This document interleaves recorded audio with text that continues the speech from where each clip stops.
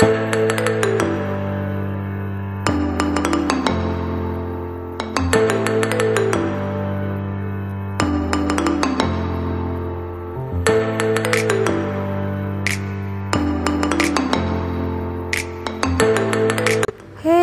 Welcome back to my another vlog video and welcome back to my channel. এই দিনটার জন্য আমরা কবে থেকে ওয়েট করছিলাম। ইয়েস, আজকে ইদার 1 মান্থ কমপ্লিট হয়ে গেল। তো যাই হোক, সেই জন্য টুকিটাকি শপিং করতে এসেছি। শুধু তাই নয়, ইদার সাথে সাথে কিন্তু এই মেয়েটার আজকে বার্থডে। এই মেয়েটা হচ্ছে আমার ননদ, তাই দুটো সেলিব্রেশন একসাথে। তাই কেকটাও তো দুটোই নিতে হবে, কিন্তু ইদারটা একটু ছোট্ট নেব যেহেতু এটা 1 মান্থ। আর যেহেতু অলরেডি একজনের বার্থডে আছে, সেই জন্য ভাবলাম হচ্ছে একটা বড় কেক নেওয়া হবে, একটা ছোটো cake. Thank you so much Mihi অমরকে, যে ঝাড়গ্রামের মধ্যে ল্যান্ড করার জন্য, যার জন্য আমাদের স্পেশাল ডেগুলো আরও যেন স্পেশাল করে দেয়। সত্যি কথা বলতে, যারা এখনও টেস্ট করেনি মিহি অমরের কেক, একবার টেস্ট করবে, প্রেমে পড়ে যাবে। মেদিনীপুর থাকাকালীন প্রথম খেয়েছিলাম, সেই যে টেস্ট এখনও ভুলতে পারিনি। তোমরা যদি আমার আগের ভিডিওগুলোতে দেখো তাহলে দেখতে পাবে যে আমি মেদিনীপুর থেকে কেক নিয়ে আসতাম আমার স্পেশাল ডের জন্য। স্পেশাল ডে মানে ওই যে মাছুর বার্থডে, সেটাই আমার কাছে সব থেকে বড় স্পেশাল ডে। আর যেহেতু 1 মান্থ হয়ে গেছে, 1 মান্থের এখন ফটোশ্যুট করব, সেই জন্য নিতে এসেছি ফুল। বিশ্বাস করো, যখন যেটা চাই মনের মতন কিছুই পায় না। যেমন ফুলটাও চেয়েছিলাম ছোটোখাটোর মধ্যে কিছু, সেই চন্দ্রমল্লিকা এরকম টাইপের, কিন্তু একদমই কিছু পাইনি। বাধ্য হয়ে নিতে হলো জারবেলা আর রোজ। জারবেলার 3টে কালার নিয়েছিলাম, ইয়েলো, আরেকটা হচ্ছে পিঙ্ক, আরেকটা হচ্ছে রেড। এই 3টে কালারেই জাস্ট হচ্ছে চোখে লাগলো। আর সত্যি কথা বলতে বাকিগুলো না কেমন যেন ঝিমিয়ে গেছে এরকম টাইপের। চলো এবার ঝটপট করে পেমেন্টটা করে নিই আর ফুলগুলোও নিয়ে নিই, তারপরে বাড়ি যাব।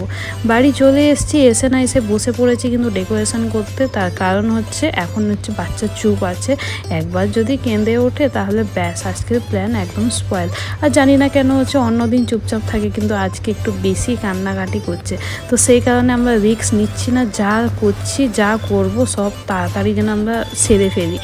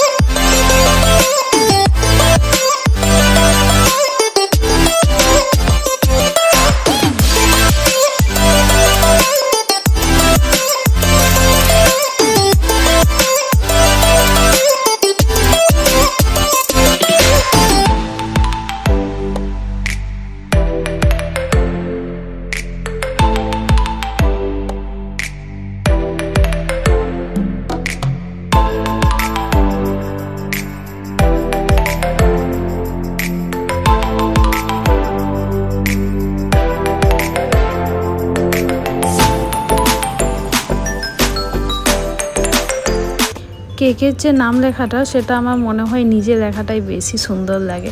তো সেই কারণে আমি জাস্ট ক্রিমগুলো চেয়ে নিয়ে আসি আর বাড়িতে এসে নিজেই লিখি। তার কারণ হচ্ছে বাড়িতে এসে আমি মনের মতন ইচ্ছা মতন অনেক কিছু লিখতে পারবো। হঠাৎ করে যখন জিজ্ঞাসা করে কেকের মধ্যে কী নাম লিখবো, তখন আমি ভাবতে থাকি যে কীটা বলা যায়। তার কারণ ফ্রেন্ড সার্কেলে তো আমরা অনেক রকমভাবে বলতে থাকি, তো যেগুলো হচ্ছে দোকানদারকে বলাটা সম্ভব নয়, আর সেও হয়তো বুঝতে পারে না। তো যাই হোক, সেই জন্য নিয়ে আসি আর নিজেই হচ্ছে বাড়িতে নিয়ে আসে লিখি।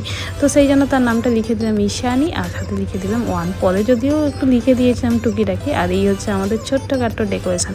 বাচ্চা যেহেতু কাঁদছে সেই জন্য বললাম চলো তুমি আগে বসে পড়ো, তোমার আগে সেলিব্রেশন হবে তারপর হবে তার, কেননা তার তো ফটোশ্যুট আছে, তো হচ্ছে কেক কাটতে পারবে না, ওটা জাস্ট ছবির জন্য আনা হয়েছে।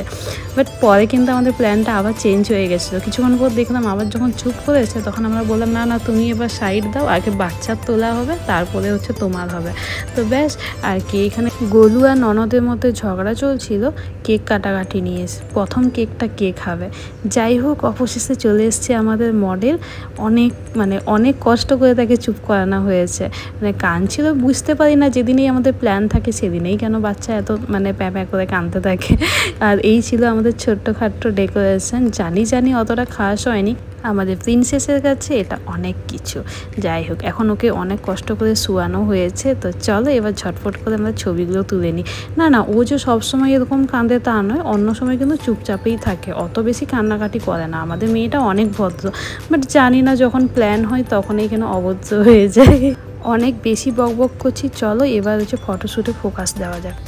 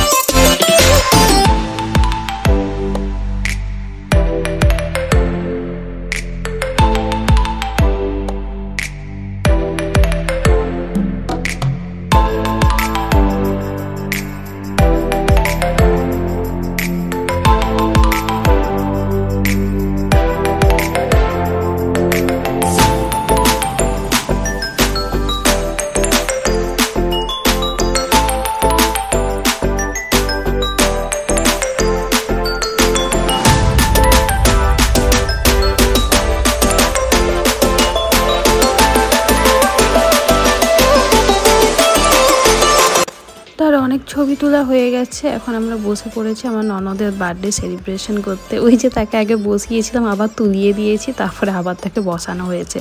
তো এই ছিল আমাদের ছোট্টখাট্ট একটা ডে। সত্যি কথা বলতে আমাদের হচ্ছে পরপর এত বার্থডে লেগে আছে যে দুদিন ছাড়া এই বার্থডে তার বার্থডে হয়ে যাচ্ছে। না থোড়ি না এখন দুজন থাকছি, এখন আমরা অনেকজন থাকছি, অতএব হচ্ছে ডেগুলোও তো অনেক হওয়া উচিত, তাই না? জীবনের কি ভরসা বলো তো, আজ আছি কাল নেই। তাই আমার মনে হয় যা করার এখনই করো। লোকেরা কি বলো, লোক তোমাকে অনেক কিছুই বলবে, ভালো করলেও বলবে আর খারাপ করলে তো অবশ্যই বলবে। তাই লোকের কথাতে পাত্তা না দিই, আমি কিন্তু একদমই কারোর কথাতে পাত্তা দিই না। তাই নিজের মতন থাকি, নিজের মতন করি, বাকি সব ভাড় হয়ে যায়। তো চলো আজকের মতন এইটুকুনি, টাটা। আশা করি ভিডিওটি ভালো লেগে থাকবে। আর খুব শীঘ্রই 2 মাস কমপ্লিট হলে সেটাও কিন্তু ফটোশ্যুট ভিডিও অবশ্যই দেবো। তো চলো আজকের মতন এইটুকুনি, দেখা হচ্ছে খুব শীঘ্রই আরেকটি ব্লগে।